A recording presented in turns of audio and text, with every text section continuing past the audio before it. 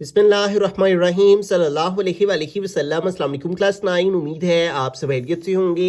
आज हम करेंगे एक्सरसाइज 12.2 के क्वेश्चन नंबर 10, 11 के फर्स्ट पार्ट को एंड क्वेश्चन नंबर 12 को। इससे कबल हम प्रीवियस वीडियोस में एक्सरसाइज 12.2 के क्वेश्चन नंबर 1 to 9 क्वेश्चंस तक डिटेल से इन तमाम क्वेश्चंस को डिस्कस कर चुके हैं। इनके लिंक्स मैंने डिस्क्रिप्शन में दे दिए हैं, आप इनसे रिलेटेड भी लेक्चर ले सकते हैं। रिवाइज स्मार्ट सिलेबस में ये इसका सेकंड पार्ट क्वेश्चन नंबर 13 से क्वेश्चन नंबर 20 तक तमाम क्वेश्चंस कट करवा दिए गए हैं, इसलिए हम इनको नहीं करेंगे। इनके अलावा हमारा आज लास्ट लेक्चर है एक्सरसाइज 12.2 का, जिस पे हम क्वेश्चन नंबर 10, 11 का फर्स्ट पार्ट और क्वेश्चन नंबर 12 को डिस्कस करेंगे। एक्सरसाइज 12.2 का क्वेश्चन नंबर 10 है, the monthly attendance of 10 students for their lunch in the hostel is recorded as. तो यहाँ पे मंथली अटेंडेंस दी गई है 10 स्टूडेंट्स की, ठीक है, एक हॉस्टल में जो वो लंच करते हैं 21, 15, 16, ठीक है। Find the median mode of the attendance, also find the mean if D is equal to x minus 20। अब यहाँ पे इस क्वेश्चन में ये लास्ट पे जो वैल्यू है इसको आपने थोड़ा करेक्ट कर लेना है, क्योंकि जो d की वैल्यू है वो हमने लास्ट लेक्चर्स में भी पढ़ा था कि जो d की वैल्यू है वो x माइनस ए के इक्वल होती है, ठीक है। तो यहाँ पे x माइनस ए बेसिकली आना था और ये 20 उसने a की वैल्यू दी हुई है, तो इसको आप करेक्ट करके लिखते d is equal to x minus 20 कर लें इसको, ठीक है। ये 20 a की वैल्यू उसने दी हुई है। अब सबसे पहले उसने जिक्र किया मीडियन का, तो हम इस अनग्रुप डाटा का मीडियन फाइंड करेंगे, ठीक है। अब जैसे कि हमने प्रीवियस लेक्चर में भी पढ़ रखा है, दोबारा से मैं रिपीट कर देता हूँ। मीडियन अनग्रुप डाटा का दो तरह से होता है, एक ऑड नंबर के लिए, एक इवन नंबर के लिए। यहाँ पे देखिए हमारे पास टोटल जो नंबर ऑफ वैल्यूज़ हैं वो 10 है, तो 10 एक इवन नंबर है, तो इसलिए हम ये सेकंड वाला फॉर्मूला अप्लाई करेंगे मीडियन का, ठीक है। तो मीडियन फाइंड करते हैं, तो यहाँ पे लिख लेंगे मीडियन, ठीक है। और जब भी आपने मीडियन फाइंड करना है तो सबसे पहले अनग्रुप डाटा को आपने अरेंज करना है असेंडिंग ऑर्डर में। तो यहाँ पे लिखेंगे arranging the data in ascending order. Ascending order होता है नीचे से ऊपर को जाना, छोटी से बड़ी वैल्यू की तरफ जाना। तो यहाँ पे देखें सबसे जो स्मॉलर वैल्यू वो 11 है, तो सबसे पहले आ गया 11, उसके बाद 11 के बाद 12 मौजूद है, 12 लिख लिया। फिर 13 भी मौजूद है, 13 आ गया। उसके बाद डाटा में देखें 14 भी मौजूद है, तो इसके बाद 14 आ गया। फिर 15 भी मौजूद है, तो इसके बाद 15 आ गया। उसके बाद 16 भी मौजूद है। तो यहाँ पे लेकिन एक बात आपने ध्यान में रखनी है, देखें 15 2 टाइम है, तो इसको हम 2 टाइम लिखेंगे, ठीक है। उसके बाद 15 के बाद 16 है, तो 16 आ गया। फिर 17 आ जाएगा, ठीक है, 17 भी मौजूद है। उसके बाद 18 भी मौजूद है, 18 आ गया। फिर उसके बाद 18 के बाद 19 नहीं है, ठीक है, और उसके बाद 20 भी नहीं है और 21 है, तो ये 21। अब इसको एक दफ़ा ना आपने जब लिख लेना है ना अरेंज करके असेंडिंग, तो उनको काउंट करके देख लेना है कि वैल्यूज़ पूरी हैं। तो टोटल 10 वैल्यूज़ होनी चाहिए, 1 2 3 4 5 6 7 8 9 और 10। तो ये 10 वैल्यूज़ हमने लिख ली हैं। अब हम मीडियन का अनग्रुप डाटा का इवन के लिए जो फार्मूला है उनको उसको अप्लाई करेंगे मीडियन, और मीडियन को इस तरह एक्स के ऊपर ये सिंबल डाल के तो रिप्रेजेंट करते हैं, ठीक है। तो मीडियन इज इक्वल टू, अब मीडियन का फॉर्मूला है इवन के लिए n over tooth observation plus n plus 2 over tooth observation.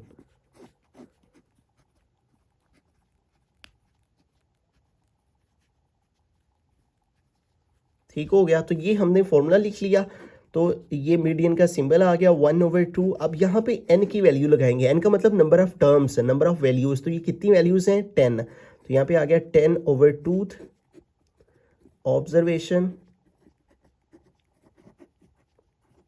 Plus यहाँ भी n की जगह 10 पुट किया, तो 10 प्लस 2 ओवर टूथ हो गया। साथ में लिखेंगे ऑब्जर्वेशन। तो अब इसको सिंप्लीफाई करते हैं, तो यहाँ पे देखिए हमने जब इसको 10 को 2 पे डिवाइड करेंगे, 2 1 ज़ा 2 2 5 ज़ा 10, तो क्या आ जाएगा फिफ्थ ऑब्जर्वेशन। और जब इधर हम इसको सॉल्व करेंगे तो 10 प्लस 2 12 हो जाएंगे, 12 और 2 2 1 ज़ा 2 2 6 ज़ा 12, तो क्या आ जाएगा सिक्स्थ ऑब्जर्वेशन। अब जो डाटा हमने अरेंज किया है असेंडिंग ऑर्डर में, उसमें हमने यहाँ पे 5th वाली ऑब्जर्वेशन और 6th वाली वैल्यू देखनी है कौन सी है, ठीक है। तो यहाँ पे देखिए हमारे पास जो 5th वाली टर्म है 1 2 3 4 और 5, तो 5th वाली टर्म क्या है 15, तो यहाँ पे आ गया 15 प्लस 6th ऑब्जर्वेशन, तो 6th ऑब्जर्वेशन भी क्या है 15, तो यहाँ पे आ गया 15, ठीक है। अब इन दोनों को प्लस कर लेंगे, 15 और 15 को प्लस करें तो 30 हो जाते हैं, और जब 30 को 2 पे डिवाइड करेंगे तो 15 आ जाएगा, ठीक है। 30 डिवाइडेड बाय 2, तो ये आ गया 15, तो लिहाजा जो मीडियन है हमारा इस अनग्रुप डाटा का वो आ गया 15। अब दूसरी चीज़ हमें फाइंड करनी है, इसमें मॉड है, ठीक है। अब मॉड जो सा है वो वैल्यू होती है जो डाटा में मैक्सिमम टाइम आई होती है, ठीक है, ज़्यादा मरतबा आई होती है। तो इस डाटा में देखें 15 एक ऐसा नंबर है जो एक से ज़्यादा मरतबा रिपीट हुआ है। उसके अलावा देखें सारे के सारे नंबर जो हैं वो एक एक दफ़ा ही आए हुए हैं, तो लिहाजा हमारा जो मॉड है वो आ जाएगा 15, ठीक है। तो सिंपली आपने लिख देना है मॉड इज इक्वल टू 15, क्योंकि ये रिपीट हुआ है more than any other number, ठीक हो गया।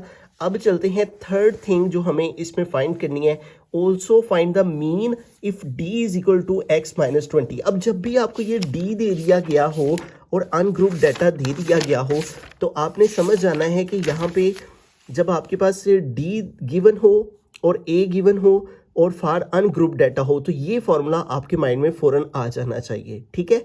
और ये वाला फार्मूला ग्रुप डाटा का शॉर्ट फार्मूला है, ठीक है। ये दोनों फार्मूला शॉर्ट फार्मूला कहलाते हैं अरिथमेटिक मीन के, ठीक है।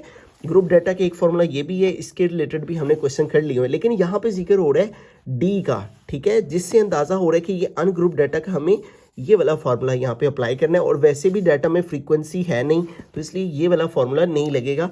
जब आपके पास से शॉर्ट फार्मूला दिया गया और डी की वैल्यू हमें इस तरह से लगा के अनग्रुप डाटा से मीन फाइंड करना होता है। तो आइए इसको फाइंड करते हैं। तो यहाँ पे मैंने एक टेबल बना लिया है मीन का, ठीक है। तो यहाँ पे हमने वैल्यू लिख लेनी है एक्स की। एक्स मीन हमारा जो डाटा है ये सारी वैल्यूज़ ये एक्स कहलाएंगी, ठीक है। तो यहाँ पे इनको हम लिख लेंगे इस तरह सीक्वेंस में, 21 फिर 15 फिर 16 18 16 18 14 17 15 14 17 15 और उसके बाद है 12 13 एंड 11 12 13 एंड 11। तो यूँ हमने अपनी 10 की 10 वैल्यूज़ लिख ली। अब हम d फाइंड करेंगे, तो d किसके इक्वल है x माइनस ए। तो x क्या है हमारे पास 21 माइनस a क्या है, a एज्यूम्ड वैल्यू उसने हमें क्वेश्चन में ही बताई हुई है वो है 20, तो हमने 20 लेनी है, ठीक है। जब उसने बता दिया हो और क्वेश्चन में दे दिया हो कि a ये लेना है तो फिर हमने वही लेना होता है, लेकिन जब वो उसने ना दिया हो तो हम फिर अपने इस डाटा में से कोई सी भी a की वैल्यू एज्यूम कर सकते हैं, ठीक है। तो a हमारे पास है 20। अब इस तमाम वैल्यूज़ को अब 20 में से माइनस कर देना है। ये हमारा x है 15 और माइनस a हमारे पास क्या है 20, ठीक है। तो तमाम वैल्यूज़ को हम माइनस करते जाएंगे, x माइनस a, ठीक है। तो a क्या है 20, फिर आ गया 18 माइनस 20, फिर आ जाएगा 14 माइनस 20, ठीक है। फिर आ जाएगा 17 माइनस 20, फिर आ जाएगा 15 माइनस 20 और उसके बाद आ जाएगा हमारे पास लास्ट पे 12 माइनस 20 एंड 13 माइनस 20 और फिर आ जाएगा 11 माइनस 20, ठीक है। अब 1 बाय 1 आप सबको माइनस करते जाएं, ठीक है। 21 में से 20 माइनस करेंगे तो 1 आ जाएगा और 15 से 20 माइनस करेंगे तो -5 आ जाएगा, ठीक है। यहाँ पे आप कैलकुलेटर भी यूज़ कर सकते हैं। 15 माइनस 20 ये देखिए -5, ताकि आपको साइन की मिस्टेक ना हो। फिर 16 माइनस 20, ठीक है, तो ये देखिए -4 आ जाता है, ठीक है। फिर है 18 माइनस 20, ठीक है, 18 माइनस 20 तो ये देखिए -2 आ गया। फिर 14 माइनस 20, ठीक है, तो ये आ गया -6। फिर है 17 माइनस 20 तो ये आ जाएगा -3, ठीक है, ये देखें ये आ गया -3। फिर आ जाएगा 15 माइनस 20, ठीक है, तो ये आ जाएगा -5। फिर 12 माइनस 20, ठीक है, 12 माइनस 20 तो ये आ गया -8 और फिर है 13 माइनस 20, 13 माइनस 20 और ये आ गया -7 और फिर आ गया हमारे पास 11 माइनस 20 तो ये आ गया -9, ठीक है। अब यहाँ पे मैं अरिथमेटिक मीन का शॉर्ट फार्मूला का अनग्रुप्ड डाटा का फार्मूला लिख देता हूँ। अरिथमेटिक मीन का सिंबल यही होता है, वो है a प्लस सिग्मा d, इसको सम ऑफ बोलते हैं, ठीक है, सम ऑफ d ओवर n, ठीक है।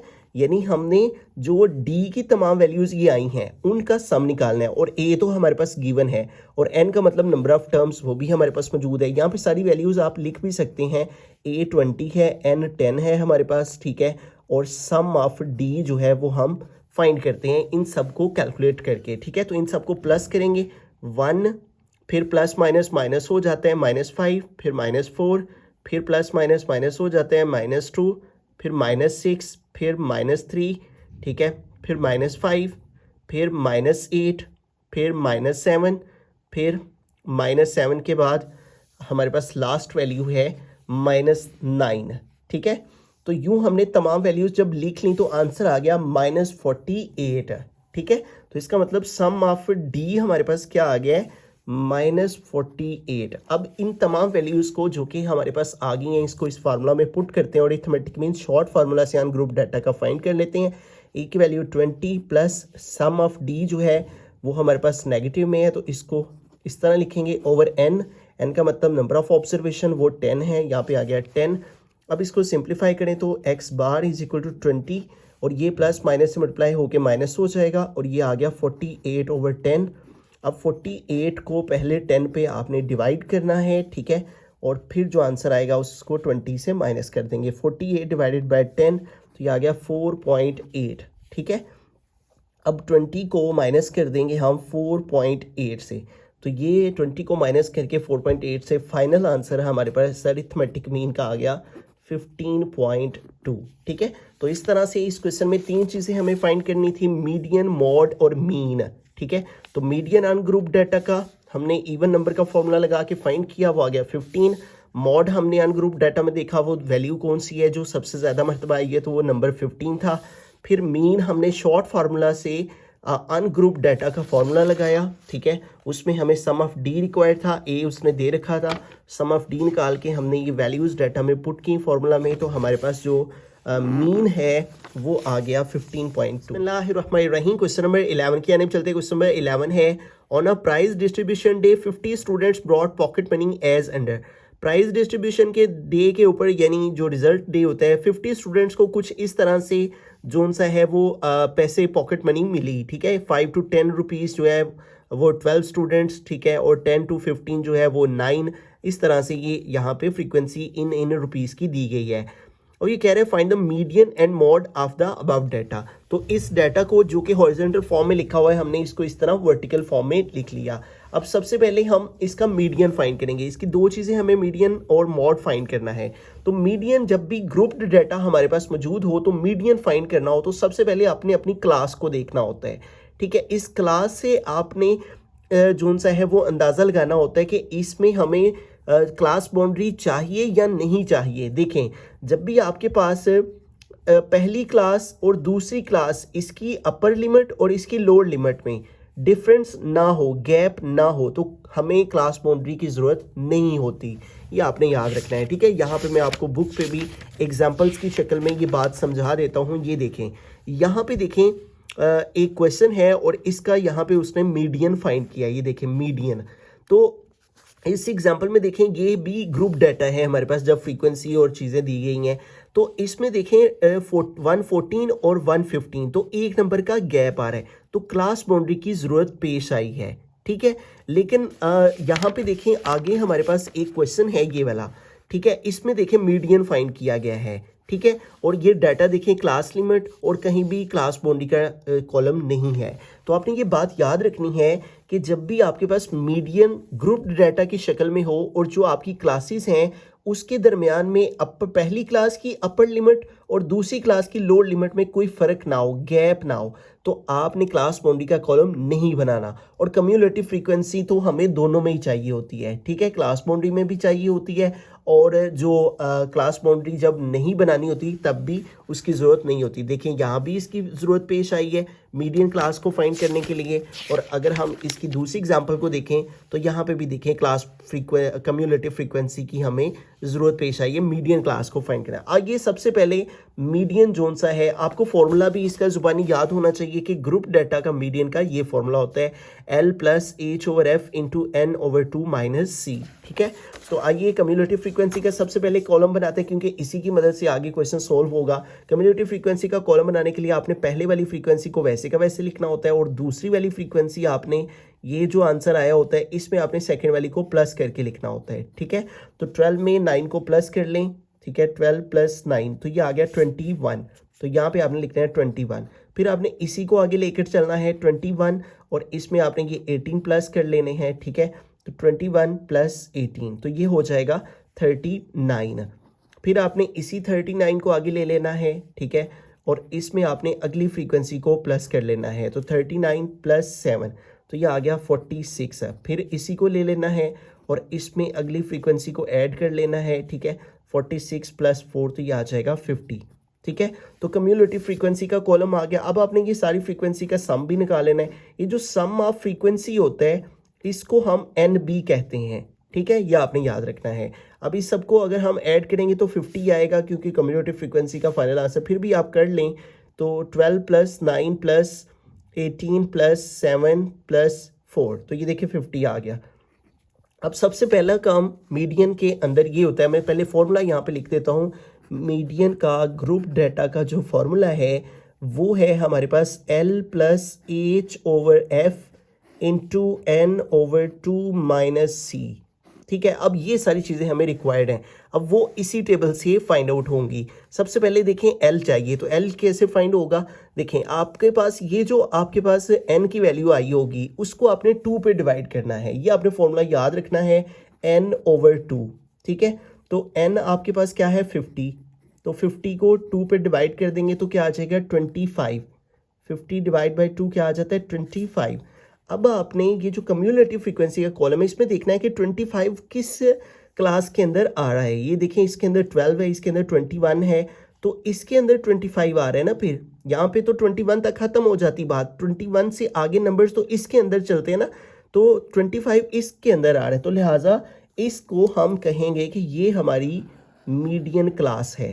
तो ये मैं इस तरह से इसको हाईलाइट कर दूंगा कि ये हमारी जोन सी है वो मीडियन क्लास कहलाएगी। तो यहाँ पे हम लिख देंगे कि ये हमारी मीडियन क्लास है। इस मीडियन क्लास से अब हमें सारा डाटा मिलेगा।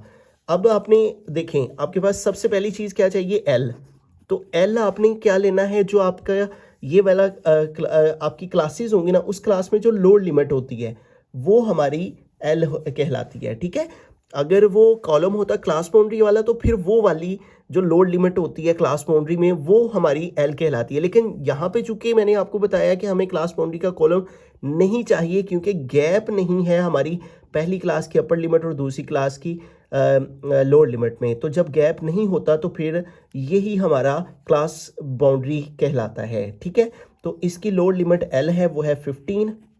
फिर उसके बाद क्या चाहिए एच जो है वो हमारी क्लास का जो है साइज है। ठीक है, यानी 15 से 20 तक कितने नंबर बनते हैं।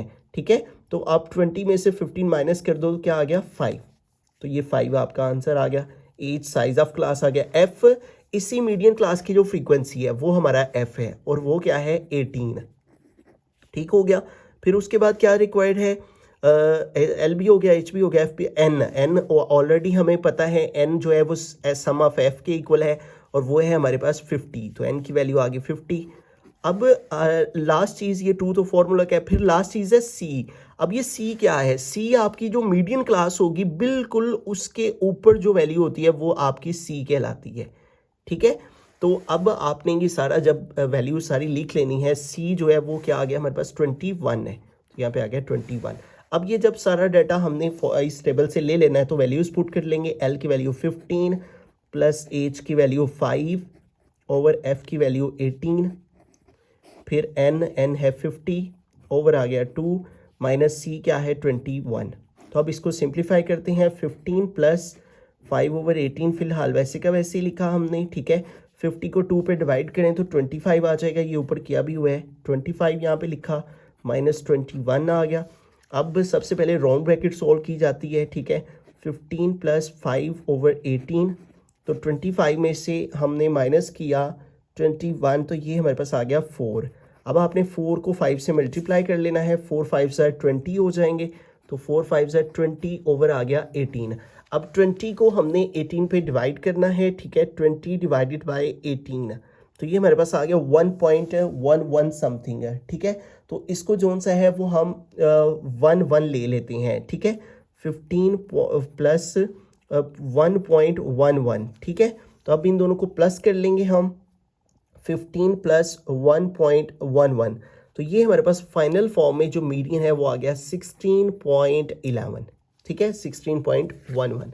तो इस तरह से आपने मीडियन जोन सा है वो फाइंड कर लेना है। अब इसी क्वेश्चन में हमने जो दूसरी चीज़ फाइंड करनी है वो है मॉड। तो दोबारा से हमने डाटा को इस फॉर्म में लिख लिया है। अब इस क्वेश्चन में भी देखें हमें जोन सा है वो किसी भी एक्स्ट्रा कॉलम की ज़रूरत नहीं पड़नी, और इसमें भी हमें क्लास बाउंड्री नहीं चाहिए। लेकिन अगर यहाँ पे जोन सा है वो डिफरेंस होता, ठीक है, आपकी क्लास का, तो फिर यहाँ पे भी हमें क्लास बाउंड्री की ज़रूरत पेश आनी थी। लेकिन इस केस में भी हमारे पास जोन सा है वो यहाँ पे देखें वो सेम वैल्यूज़ हैं जो कि रिपीट नहीं हो रही, तो इसलिए फिर हमें एक्स्ट्रा कॉलम की ज़रूरत नहीं है, ठीक है। ये सेम नंबर है, ये सेम नंबर है। तो मॉड का फार्मूला आपको आना चाहिए ग्रुप डाटा का। मैं यहाँ पे लिख देता हूँ mode is equal to, book पे ये फॉर्मूला मेंशन है आपके पेज नंबर 234 के ऊपर, ये यहाँ पे लिखा हुआ है। ये जो यहाँ पे फॉर्मूला लिखा हुआ है ये गलत है, ठीक है, इसमें नीचे प्लस आना है, ये आप फॉर्मूला फॉलो ना करें। ये फॉर्मूला जो 234 के ऊपर यहाँ पे लिखा हुआ है इसको आप अच्छे से याद कर लें। मॉड का ग्रुप डाटा का फॉर्मूला है L plus F M minus F1 over FM minus F1, और यहाँ पे प्लस का साइन है, ठीक है, फिर है FM माइनस F2, और ये सारी वैल्यू मल्टीप्लाई कर रही है एज के साथ। अब ये सारी चीज़ें हमें इस कॉलम से मिलेंगी, इस डाटा से मिलेंगी। L क्या है हमारे पास, सबसे पहले हमने इसमें ना देखना है सबसे मैक्सिमम फ्रीक्वेंसी कौन सी है। तो ये देखें 12, 9, 18, 7 और 4 में सबसे मैक्सिमम फ्रीक्वेंसी है 18, तो ये FM आ गया मैक्सिमम फ्रीक्वेंसी। मैक्सिमम फ्रीक्वेंसी से जो ऊपर वैल्यू होती है वो F1 होती है, और इसके नीचे जो होती है वो F2 होती है, ठीक है। और इसके अंदर जो आपकी मैक्सिमम फ्रीक्वेंसी होती है ना जिसके अंदर, वही आपकी मॉडल क्लास कहलाती है। इसको हम इस तरह से हाईलाइट कर देंगे और यहाँ पे लिख देंगे कि ये हमारी मॉडल क्लास है, ठीक है। वहाँ पे जब मीडियन फाइंड करते हैं तो मीडियन क्लास, और जब मॉड फाइंड करते हैं तो मॉडल क्लास। ये देखिए मैं आपको एक एग्जांपल से भी ये चीज़ जोन सी है वो एक्सप्लेन कर देता हूँ, ठीक है। यहाँ पे मॉड जोन सा है, पहले तो ये देखें यहाँ पे ये मॉड फाइंड किया गया ना ग्रुप डाटा का, तो ये देखिए डिफरेंस नहीं है क्लास में 50-50, ठीक है। अपर लिमिट और दूसरी क्लास की लोअर लिमिट के दरमियान किसी नंबर का गैप नहीं है, तो किसी और कॉलम की ज़रूरत नहीं पेश आई, ठीक है। और जो मैक्सिमम फ्रीक्वेंसी होगी वही हमारी मॉडल क्लास कहलाएगी, और उस मॉडल क्लास में जो लोअर लिमिट है वो है 52, तो ये देखें L की वैल्यू 52 आ गई, ठीक है।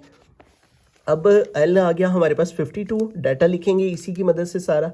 L आ गया हमारे पास यहाँ पे 15, फिर और क्या चाहिए FM, ठीक है, तो FM क्या है 18, ठीक है, यहाँ पे लिख लेंगे FM इज इक्वल टू 18। फिर क्या चाहिए हमें F1, तो F1 क्या है, FM से ऊपर जो वैल्यू होती है वो F1 वो है 9।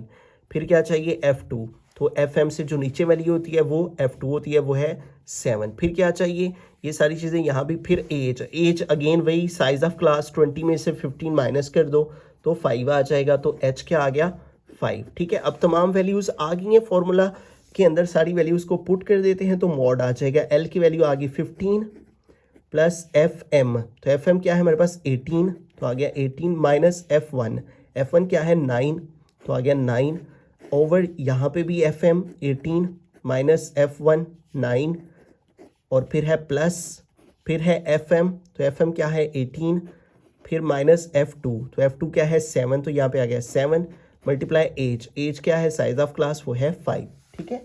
तो ये सारी चीज़ें हमने फॉर्मूला में पुट कर दी। अब इसको सिंप्लीफाई करते हैं। 15 प्लस 18 में से 9 माइनस करेंगे तो 9 आ जाएगा, ठीक है। 18 माइनस 9 तो 9 आ गया, ठीक है। डिवाइड में 18 माइनस 9 9 प्लस 18 माइनस 7 18 माइनस 7, तो ये आ गया हमारे पास 11 मल्टीप्लाई 5, ठीक है। अब सबसे पहले हम नीचे वाली इन दोनों वैल्यूज़ को ऐड करेंगे, प्लस करेंगे, ठीक है। ये आ गया 15 प्लस 9 ओवर 9 प्लस 11, ठीक है, तो ये आ गया 20 मल्टीप्लाई 5। अब आपने ऐसा करना है, पहले इसको मल्टीप्लाई करना है 9 को 5 के साथ, ठीक है। तो 9 5 सर क्या आ गया 45, ओवर आ गया 20। अब 45 को हम 20 पे डिवाइड कर लेंगे, ठीक है। 45 डिवाइडेड बाय 20, तो ये आ गया हमारे पास 2.25, ठीक है। अब इन दोनों को प्लस कर देंगे तो हमारे पास फाइनल फॉर्म में मॉड आ गया 17.25, ठीक है। तो इस तरह से हमने ग्रुप डाटा का मीडियन और मॉड फाइंड कर लेना है उस केस में जबकि हमारे पास क्लास जो है वो रिपीट ना हो रही हो। फार्मूला ग्रुप डाटा का यही है मीडियन का, ठीक है, और फार्मूला ग्रुप डाटा का मॉड का यही है। बिस्मिल्लाहिर्रहमानिर्रहीम। क्वेश्चन नंबर 12 की जानिब चलते हैं। क्वेश्चन नंबर 12 है the arithmetic mean of the ages of 20 boys is 13 years 4 month and 5 days. Find the sum of their ages is if one of the boy is of age exactly 15 years, what is the average age of the remaining boys? तो इस question के अंदर हमें उसने दो चीज़ें पूछी हैं, find the sum of their ages and what is the average age of the remaining boys. तो ये जो सबसे पहला क्वेश्चन है, पहले इसको सोल्व करते हैं। तो इसके बारे में उसने हमें कहा the arithmetic mean of the ages of 20 boys is, तो उसने हमें अरिथमेटिक मीन दिया हुआ है, ठीक है, जो कि है, तो अरिथमेटिक मीन को हम एक्स बार से लिखते हैं और वो क्या है 13 ईयर्स हैं, ठीक है, 4 मंथ्स हैं, जबकि 5 डेज हैं। और ये जो ऑब्जर्वेशंस हैं टोटल वो कह रहा है अरिथमेटिक मीन ऑफ 20 बॉयज, तो इसका मतलब नंबर ऑफ ऑब्जर्वेशन जिनका ये डाटा है वो 20 है, तो एन आ गया 20। फाइंड क्या करना है, find the sum of their ages, तो सम ऑफ एक्स हमें फाइंड करना है, ठीक है। तो ये देखें हमारे पास ये डाटा आ गया। तो अब हम फॉर्मूला वही अरिथमेटिक मीन का जो बेसिक फॉर्मूला है क्वेश्चन नंबर 1 में भी हमने यूज़ किया था, वो क्या होता है X bar is equal to sum of X over N. तो हमें सम ऑफ एक्स फाइंड करना है, तो फॉर्मूला क्रिएट कर लेते हैं, क्रॉस मल्टीप्लिकेशन कर लेंगे, इसको इस 1 से मल्टीप्लाई, इसको इससे। तो सम ऑफ एक्स को 1 से मल्टीप्लाई किया तो सम ऑफ एक्स ही आ गया, और एन को इससे मल्टीप्लाई करेंगे तो एन मल्टीप्लाई एक्स बार आ जाएगा। ठीक हो गया, फॉर्मूला क्रिएट हो गया। एक्स बार हमें फाइंड करना था, एक तरफ ले आए। तो अब वैल्यूज पुट करते हैं, तो एन है, एन की वैल्यू क्या है 20, तो यहाँ पे आ गया 20 मल्टीप्लाई एक्स बार, तो एक्स बार की वैल्यू क्या है 13 ईयर्स हैं, जबकि 4 मंथ्स हैं, ठीक है, ये यूनिट्स लाजमी आपने साथ में लिखने हैं, और 5 डेज हैं। अब यहाँ पे देखें हमारे पास ये जो 20 है वो इन सारी वैल्यूज के साथ मल्टीप्लाई हो रहा है, ठीक है। तो 20 को हम ईयर्स के साथ मल्टीप्लाई करेंगे तो ईयर्स आ जाएंगे, ठीक है। तो यहाँ पे देखें 20 मल्टीप्लाई 13, तो ये कितना आ गया 260 आ गया, 260 ईयर्स आ गए हैं हमारे पास, ठीक है। फिर अब 20 को मंथ के साथ मल्टीप्लाई करेंगे, 20 मल्टीप्लाई 4, 20 मल्टीप्लाई 4, तो ये क्या आ गया 80, तो 80 मंथ आ गए हमारे पास, 80 मंथ्स। जबकि अब 20 को मल्टीप्लाई करेंगे डेज के साथ तो डेज आ जाएंगे, ठीक है। 20 मल्टीप्लाई 5, तो ये आ गया 100, ठीक है। तो ये हमारे पास 100 डेज आ गए। अब हमें क्या करना है, ये देखें ये तो ईयर्स हो गए। अब ये जो 80 मंथ हैं, अगर हम देखें 80 मंथ्स के अंदर ईयर्स भी मौजूद हैं, ठीक है। यानी जैसे 1 ईयर किसके इक्वल होता है 12 मंथ के, 1 ईयर इक्वल है 12 मंथ के। तो इसका मतलब कि ये जो 80 मंथ हैं इनके अंदर ईयर्स मौजूद हैं। अब 100 डेज हैं तो इनको हमने मंथ में कन्वर्ट करना है, ठीक है, कि इन 100 डेज के अंदर कितने मंथ बन रहे हैं, और बाकी जो डेज रह जाएंगे उनको लिख लेंगे, और इन 80 मंथ्स के अंदर कितने ईयर्स बन रहे हैं उनको इन ईयर्स के साथ जो है वो शामिल कर लेंगे। तो आइए ये 260 ईयर्स तो वैसे का वैसे ही आ जाएगा, ठीक है। अब हम फाइंड करते हैं कि 80 मंथ के अंदर कितने ईयर जोन से हैं वो बन जाते हैं। तो देखें हमने क्या करना है, 80 को डिवाइड करना है 12 पे। अब 12 पे क्यों डिवाइड करना है, क्योंकि 1 ईयर के अंदर 12 मंथ होते हैं, तो इसलिए 80 को 12, लेकिन इसको आपने वो डेसिमल फॉर्म में नहीं लेकर जाना, बल्कि इसको आम सिंपल फॉर्म में डिवाइड करना है। 12 का टेबल अगर हम 7 टाइम पढ़ें तो 12 7s are 84 हो जाता है, वैल्यू बड़ी हो जाती है, इसलिए 12 को 6 के साथ मल्टीप्लाई करेंगे, 12 6 are 72 आ गया, ठीक है। अब इसको माइनस करेंगे, इधर से कह लिया 10, 10 से 2 माइनस किया 8, इधर 7 रह गया, 7 माइनस 7 0। अब ये देखें ये जो हमारे पास ऊपर आंसर आया है ना, ये हमारे आ गए ईयर्स, और ये जो हमारे पास रिमाइंडर आया है ये आ गया मंथ, ठीक है। तो यहाँ मैं इसको इस तरह से बॉक्स बना के तो ये कैलकुलेशन लिख देता हूँ पहले, ठीक है, दोनों, फिर आगे सॉल्व करते हैं।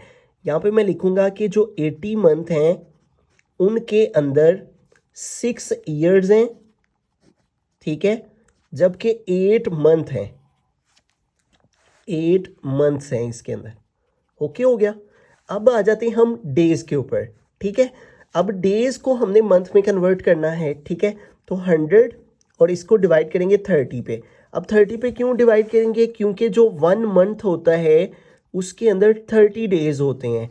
वैसे तो कुछ मंथ ऐसे भी हैं जिनके अंदर जो सा है वो 31 डेज होते हैं, 28 डेज, लेकिन जो हम मैथमेटिकली या फिजिक्स में या इस तरह कैलकुलेशंस जब करते हैं तो हम जो मंथ की कैलकुलेशन लेते हैं मोस्ट ऑफ द केसेस में वो 30 डेज के इक्वल लेते हैं। तो इसलिए फिर हमने डेज से मंथ में जाने के लिए 30 पे डिवाइड करना है। अब 30 का टेबल अगर हम 3 टाइम रीड करें तो 90 आता है, अगर 4 टाइम रीड करें तो वैल्यू बड़ी हो जाती है। तो इसलिए 30 मल्टीप्लाई 3 करेंगे, ठीक है। तो 33 जार क्या आ गया? 90। तो 0 से 0 माइनस किया 0 और 10 में से 9 माइनस किया तो 1। अब देखें ये जो हमारे पास 3 आया है ये आ गया मंथ, और ये जो रिमाइंडर आया है ये आ गए हैं डेज, ठीक है। तो हम यहाँ पे लिखेंगे कि 100 डेज जो हैं वो इक्वल हैं किसके? 3 मंथ के, 3 मंथ, जबकि 10 डेज। तो ये मैंने जो एक बॉक्स बनाया है, अब अगली कैलकुलेशन हम इसकी मदद से करेंगे, ठीक है, कि 80 मंथ किसके इक्वल आए? 6 ईयर और 8 मंथ, ठीक है। तो यहाँ पे मैं लिख लूँगा कि जो 80 मंथ हैं वो 6 ईयर्स हैं उसके अंदर और 8 मंथ्स हैं, ऐसे मैं इसको ब्रैकेट में लिख लूँगा।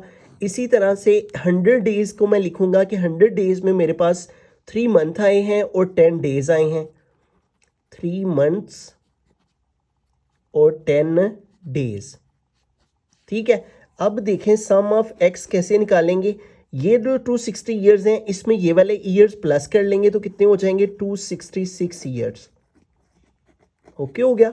और ये देखें ये 8 मंथ हैं और इधर भी ये 3 मंथ हैं, तो 8 में 3 प्लस कर लेंगे तो 11 हो जाएंगे, ठीक है। 8 प्लस 3 11 मंथ हो जाएंगे। तो यहाँ पे लिख लेंगे 11 मंथ्स, जबकि तीसरी चीज क्या रहेगी? ये हमारे पास डेज है और वो कितने हैं? 10।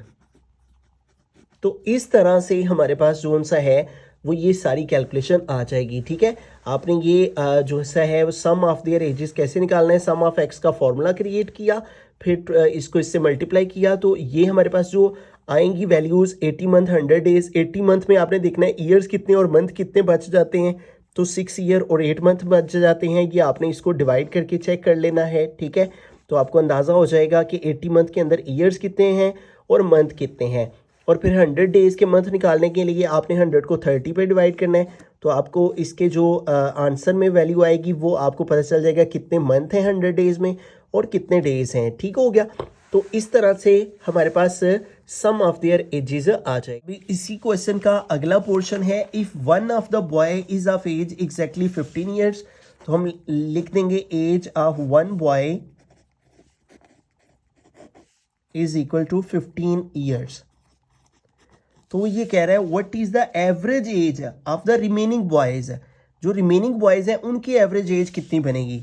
तो रिमेनिंग बॉयज कितने रह जाएंगे, ठीक है, उनकी पहले तादाद लिख देते हैं, number of remaining boys. Total boys कितने थे? 20। तो ये जिसकी एज 15 है ये अंदर से हमने निकाल दिया, तो पीछे फिर कितने रह गए? 19, ठीक है। तो अब हमें देखें ये जो हमारे पास एज आई हुई है ये 20 के 20 जो हमारे पास बच्चे हैं बॉयज़ हैं उनकी आई हुई है, ठीक है। तो जिसकी उम्र 15 ईयर्स है, जिसकी एज 15 ईयर्स है वो एवरेज एज में शामिल नहीं है, क्योंकि रिमेनिंग बॉयज़ की हमने जो इसके अलावा बच जाते हैं उनकी एवरेज निकालनी है, एवरेज एज निकालनी। तो फिर जिसकी एज 15 ईयर्स है वो तो अंदर से माइनस हो जाएगा, इसलिए हमने ये वाली जो एज है इसमें से 15 ईयर्स माइनस कर देने हैं, ठीक है। तो यहाँ पे लिखेंगे पहले sum of the ages of remaining boys, ठीक है, जो बच्चे बाकी रह गए हुए हैं उनकी एज कितनी है, उनका सम कितना है। तो इसमें से जिसकी उम्र 15 ईयर्स है तो इन ईयर्स में से वो वाले 15 ईयर्स हम माइनस कर देंगे क्योंकि वो एवरेज एज में शामिल नहीं है। ठीक है, तो वो कितने आगे 251। तो ये जो बाकी के 19 हैं उनकी उम्रें हैं। ठीक है, 251 ईयर्स हैं इसके अंदर। ठीक है, सारा लिखेंगे 11 मंथ्स और जबकि 10 डेज। तो ये डाटा हमारे पास आ गया है। अब हम average age of the remaining boys find कर लेंगे। यहां पे हम यही स्टेटमेंट लिखेंगे, average age of remaining boys.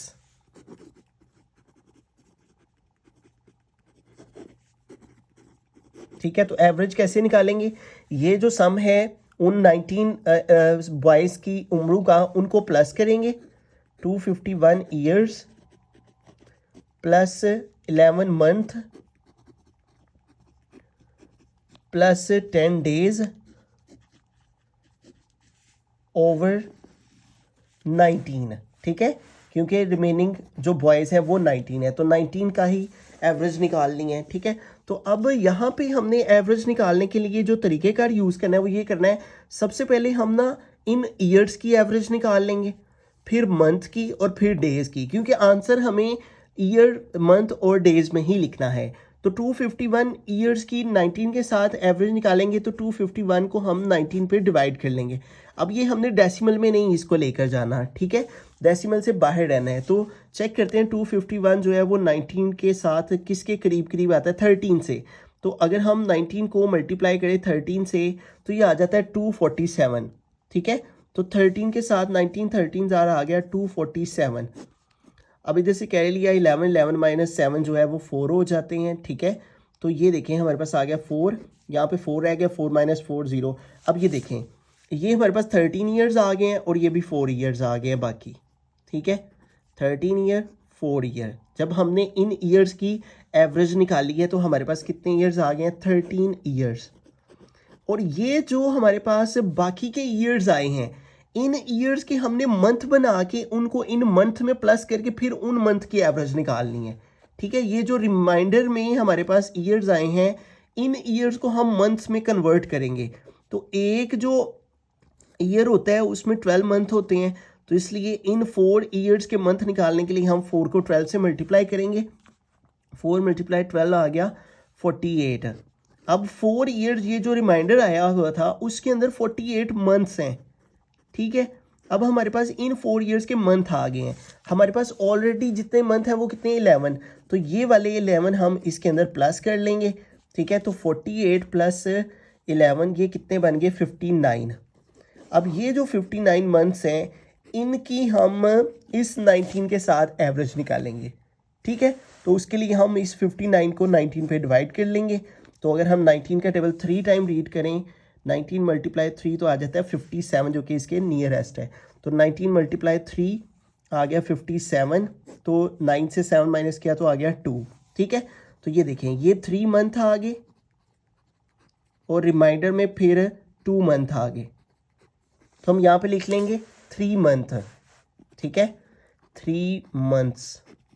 अब ये जो हमारे पास 2 मंथ एक्स्ट्रा आए हैं इन मंथ के हम डेज बनाएंगे, उनको इन डेज में प्लस करके फिर उन डेज की एवरेज निकालेंगे। ठीक है, इन मंथ के हम जो है वो डेज बनाएंगे।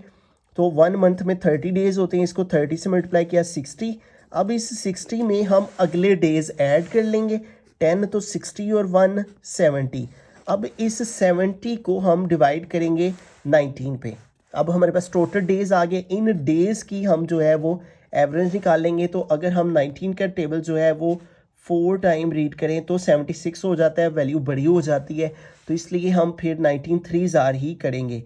19 3 जार जो है वो 57। ठीक है, 19 3 जार आ गया 57। तो अब इसको माइनस कर देंगे, 70 माइनस 57, तो ये हमारे पास आ गया जो है आंसर 70 माइनस 19 3 जार 57, तो ये हमारे पास आ गया 13। ठीक है, अब देखें यहाँ पे हमारे पास डेज के आगे तो कोई यूनिट नहीं है, तो फिर इसको ना हम मज़ीद आगे थोड़ा सिंप्लीफाई करेंगे, यानी इसको डेसिमल में ले जाएंगे, इधर पॉइंट लगा लेंगे और इधर 0 लगा लेंगे। अब 19 का टेबल हम पढ़ेंगे कि 130 या 130 के करीब वैल्यू आ जाए, तो 130 को अगर 19 पे डिवाइड करें तो 6 आता है। इसका मतलब अगर 6 से मल्टीप्लाई किया जाए, 19 मल्टीप्लाई 6 तो आ जाता है 114, तो इसलिए 19 6 आर 114। तो अगर इसको माइनस किया, इधर से कह लिया 10, 10 माइनस 6 4 6 आ गए, इधर 2 रह गया, 2 माइनस 1 1। तो ये अप्रॉक्सीमेटली 3.6 डेज आ रहे हैं। तो अगर हम इसको राउंड अप करें 3.6 को, तो कितना बच जाता है 4 डेज। तो यहाँ पे लिखें, हम लिख देंगे 4 डेज और इसके आगे लिखेंगे अप्रॉक्सीमेटली, अप्रॉक्स यानी तकरीबन इतने। ठीक है, देखें इसका जो आंसर है ना बुक के लास्ट पे, उसने भी साथ में अप्रॉक्स लिखा हुआ है। ठीक है, ये देखें हमारा जो पहले वाला आंसर आया था, ठीक है, वो भी मैं आपको साथ में दिखा देता हूँ। ठीक है, ये हमारे पास 266 years 11 month 10 days, 266 years 11 month 10 days. ठीक है, फिर उसके बाद average age of 19 boys, average age of remaining boys, या आप 19 बॉयज़ लिखना चाहें वो भी लिख सकते हैं। चलिए 19 बॉयज़ लिख लेते हैं। Average age of 19 boys is equal, ठीक है, तो यहाँ पे भी आप यही स्टेटमेंट लिख लीजिएगा।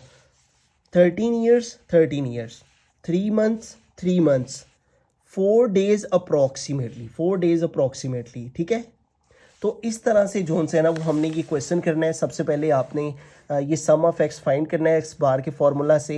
ये आपके पास सम ऑफ एक्स आ जाएगा। यहाँ पे मैंने आपको बता दिया, इन मंथ्स के आपने ईयर्स और मंथ अलहदा करने हैं, इन डेज़ के आपने मंथ और डेज़ अलहदा करने हैं, मंथ को मंथ में ऐड करना है, ईयर्स को ईयर्स में ऐड करना है। फिर आपने एवरेज एज ऑफ 19 ईयर्स अब निकालनी है।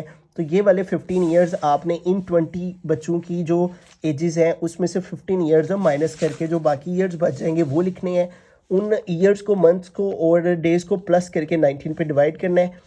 हर एक की अलग अलग आपने एवरेज निकालनी है। और यहाँ पे मैंने सारी चीज़ें आपको एक्सप्लेन कर दी हैं। आई होप कि आपको समझ आ गई होगी। Thank you so much for watching this video. अल्लाह हाफिज़।